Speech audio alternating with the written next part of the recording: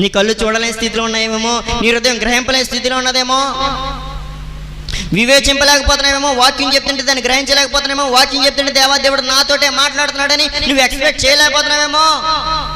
Check చేసుకో. కఠిన స్వభావం అయిపోయిందేమో నీ హృదయం, రాతి గుండెలాగా తయారైపోయిందేమో నీ గుండె. విరిగి నలిగినటువంటి హృదయం, ఎటు కావాలంటే అటు మళ్లించబడేటువంటి హృదయం, విరిగిపోయిన హృదయం, నలిగిపోయిన హృదయం, దాన్ని ఎలాగేస్తే అలా మళ్లించబడేటువంటి హృదయం నీకున్నదా? మెత్తని మాంసపు గుండె అది దేవాదేవుడు నీకు నాకు ఇస్తాడు. చీకటి సంబంధమైన క్రియలోంచి నువ్వు బయటకు వచ్చినప్పుడు, చీకటి సంబంధమైన క్రియలోంచి నువ్వు బయటకు వచ్చినప్పుడు మాత్రమే ఇస్తాడు నీకు. లేకపోతే నువ్వు అలా కూర్చున్నంత మాత్రం దేవాదేవుడు నీకు ఏమి ఇవ్వడు. పశ్చాత్తాపడి ఏడ్చి రోధించి కన్నీరు కాచాడు దావీదు మహారాజు. నీకు ఇష్టమైంది బలి ఒకటే కదా, విరిగి నలిగిన హృదయమే కదా నీకు ఇష్టమైందని చెప్తున్నాడు.